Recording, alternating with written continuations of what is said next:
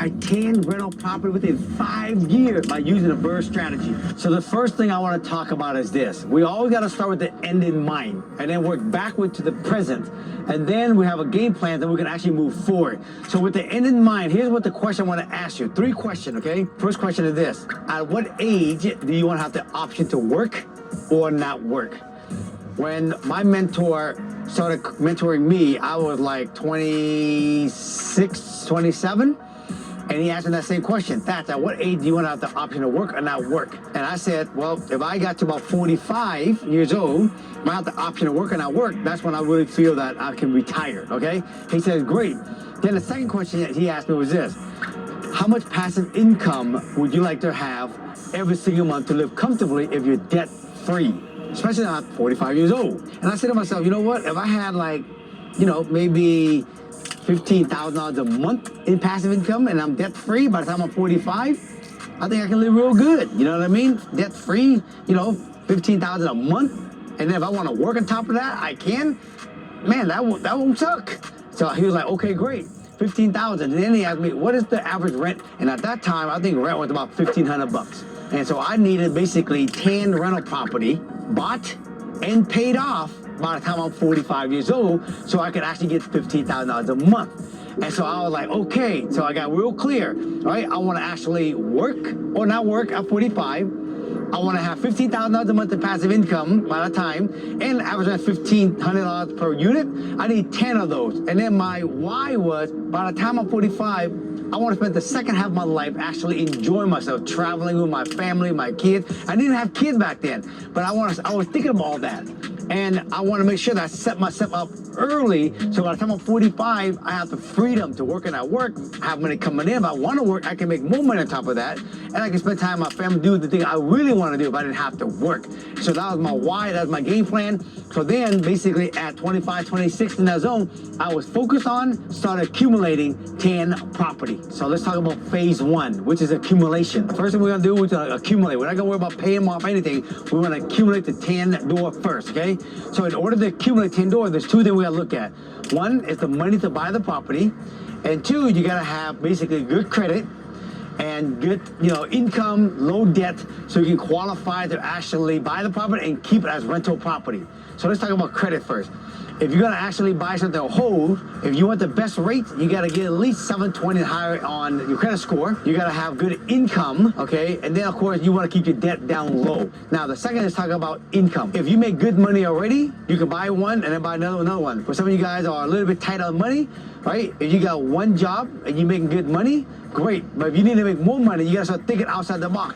Where can I actually make more money? Where can I actually create more money so I can have more money come to the front door so I can actually buy more property? I want you to start thinking about that. You got one income from your regular job, and then start figuring out how to increase your income by adding, 1 or 2 or 3 other sources of income so you can actually make more money, because the more money you can make, the faster you can buy your 10 property. All right, so let's talk about accumulating. Let's say you don't own a house at all right now. If you don't own a house, you can buy your first house as a first-time home buyer with something as low as 3.5% to 5% down.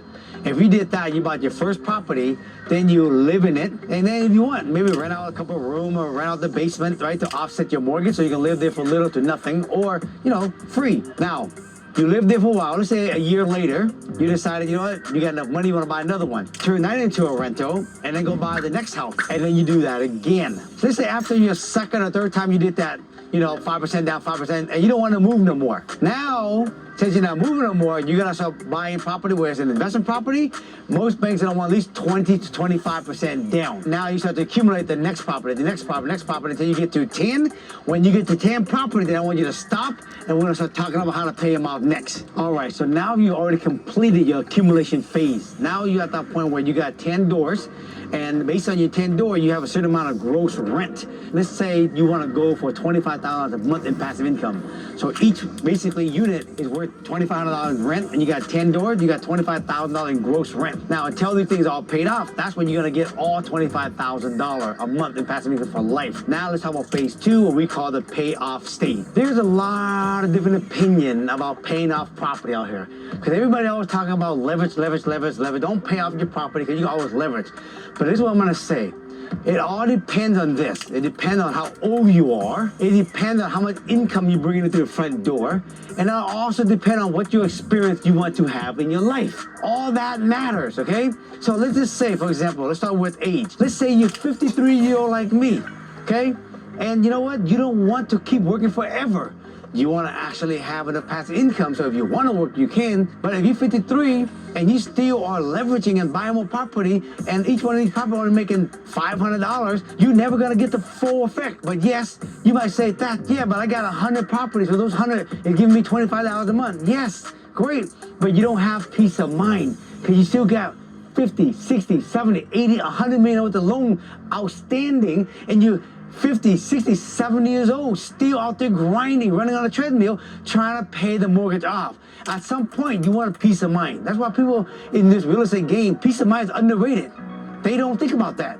And what kind of spirit do you want? Do you want to actually have a very freestyle spirit when you're in the 50s and 60s? That's the best part of your life. That's where you want to spend the time relaxing, going out, do things, versus worrying about kind of keep grinding. So let me go ahead and start off by addressing the young adults, for all the hungry lions out there that want to say, Dutch, I want to buy more than 10 properties. I don't want to stop. I'm making good money through the front door. There's two things you can do, okay?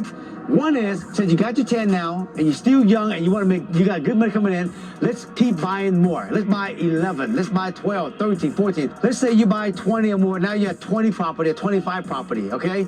Now you're up there, and you only need 10 to really live a good life. So let's say you got 20, 25 property, you know, and you're in your basically your 40s now. So now you feel like, you know what, I think I'm good. Now what we can do, we can sell probably half of those property, take all the equity out of those properties, since they have all rise in appreciation, take half of the property, sell it, take all the cash, and then dump it off on 10, 11, 12 property you have. Now you have all of them free and clear. Basically now, you didn't have to pay extra money to pay it. You just took all the equity you have from property number 11 through 20, 25, whatever it is, and you decide to keep going.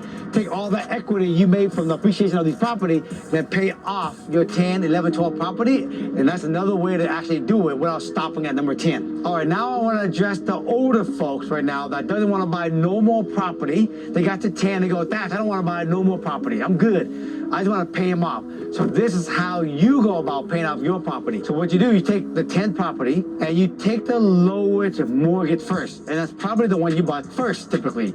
You take the lowest mortgage one first, and then you're going to start actually making payment toward this property. You're going to put extra payment towards this property. You can take your earned income, any positive cash flow you get from all the other 9 units, you keep dumping it down on the first property. It's called this a snowball effect. You keep dumping it. Then when this is paid off, then you repeat the process. You do it to property number 2. And then when that gets done, then you actually do it to property number 3, and then so on until all the properties paid off.